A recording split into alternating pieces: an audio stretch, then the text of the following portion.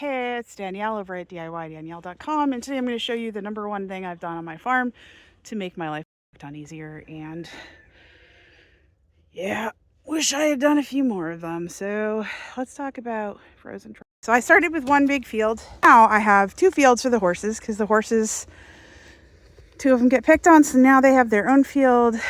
And then I have the two horses that like to pick on everyone in that field together because they can handle each other. And then I have my goats and sheep in a separate field. So I have three fields now, and I have troughs for two of them, and I have an automatic water for one of them. Now, I am installing two new automatic waters, but I can't do it right now because the ground's frozen. So this was a purchase that I made a few years ago. It's probably the best money I've spent. So this is my automatic water. It's a goat sheep size one. And the horses, goat, sheep, they press their mouth down on this and water comes up. There's no electricity involved. That means that the water sinks back down below when they're not pressing it, which means there's no sitting water anywhere. So I believe the water drains and just drains. It doesn't come back up. So it'd be fresh water that comes up the next time they press their nose on it, assuming there's any left over in the bin. But this will all flow right back down. And there's no sitting water, so there's no algae. So you can see it gets a little dirty, but overall it doesn't get like the algae you get with something like a trough. It also doesn't freeze. No electricity involved. The only thing I've had to do for maintenance is there's a little thing that you can unscrew the flap. Sometimes I have to pull that off. Now, if you pull that off and your water's on, you're gonna get hit in the face. Ask me how I know. But once or twice in the winter, this has frozen up. And the reason is one of my horses has decided that she doesn't want to put her nose on that. She puts her foot in it. And the pebbles from her foot fall into there. And sometimes they can block the water. So, and it only happens when it's frozen because normally the water would just push the pebble out of the way. But when it freezes in the space, then you have to pluck it out. And I've only had that happen twice. I think she stopped putting her foot in there. She's grown out of her naughtiness. All I had to do was unscrew it and pry out the little stone, and then I got hit in the face with water because I'm an idiot and didn't turn the water off first. So the nice part about this is there's no electricity, so you don't have to worry about electricity getting in your water and possibly killing your animals, which apparently is a thing. Although I've heard that it can jump from an electric fence to a trough, so I'm wondering if it could theoretically jump. So I would probably... In the future, my other two are going to be a little further from my electric fence, just in case. However, I haven't had any issues, so for what that's worth. But 100%, the best money I've ever spent. It is one less thing for me to worry about. It's one less thing for me to really need to clean. Not to say I don't need to wipe this down occasionally, but really, I don't. It's very sturdy. My horses, like I said, have put their feet in it. And... generally they've never pooped in it, which is a shock because they do poop in water buckets and troughs. Actually, I don't think they've ever pooped in the trough. They've pooped in their water buckets before, so I'm actually intrigued that they haven't pooped here. I don't know what the reasoning is. I'm sure it could happen, but they haven't done it. So I'm actually having two more of these installed. I think this is the Barbar A, but I'm actually using a different brand for my other two because I wanted a plastic one. Let me show you what those look like. So this is the second brand that I'm trying, not sponsored here. So and I haven't used this one yet, so I can't speak to how well it works. But the reason I got this is because this one is plastic on the inside, which normally I like metal. But I was going for this because I wanted to make sure my princess goats and sheep will actually put their mouth on it instead of freaking out because they're going to get their face cold. So I'm hoping the plastic will help with that. But it's pretty much the same thing. When you buy these products, they're pretty tall. So the reason is, excuse me, I think this is for them to headbutt, if I recall.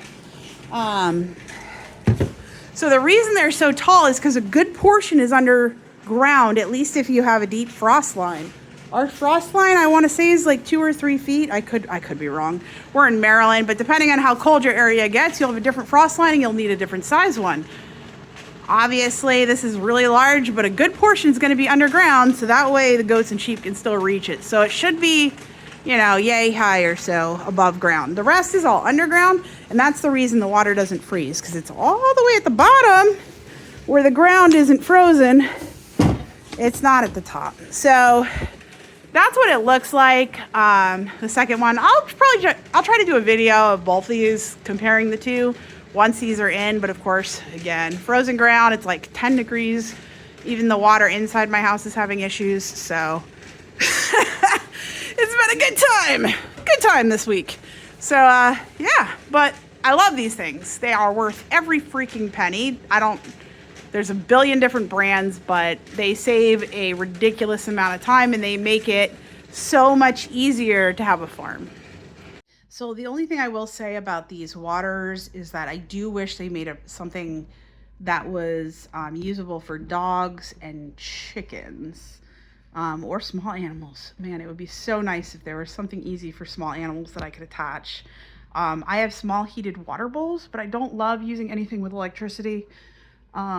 Mostly because I've heard about livestock dying using electricity, because if electric gets in the water, you might not know until they're dead. And especially with a small animal like a chicken or a goat, or maybe not a goat. Goats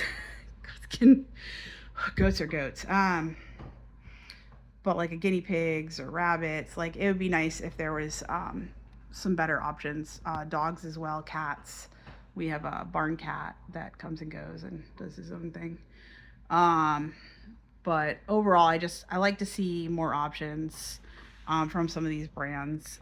And again, like, it's not a huge issue to bring out water for a chicken, depending on how many chickens you have, of course, because I have like 30. So they do go through more water than maybe some animals, but horses go through water so quickly, and so do any large livestock. They drink a lot of water. So those waters save you tons of time. And where you have frozen hoses and all those issues, like, it just is worth every penny. Like, my horses in the field that have the frozen water trough right now, I'm going to have to move them back to the regular pasture, even though they argue with their 2 other horses in there, because I can't fill the water right now. Now, without hauling over water from my house, which spills everywhere, it's a giant issue. So they'll share the automatic water with the other 2 horses.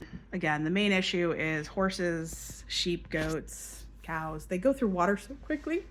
So like those troughs, if you had more than like 2 horses in there, that trough would be empty in like a day. So you're really refilling quite frequently. That automatic water saves you a lot of time and hassle. I've broken a lot of hoses, so the cost of the automatic water is worth it. I'd say those waters are like $500, which it sounds like a lot of money, but again, worth every penny. Installation, you can dig your own holes. The hole is quite deep if you are in a cold zone. Even in Maryland, it's pretty deep.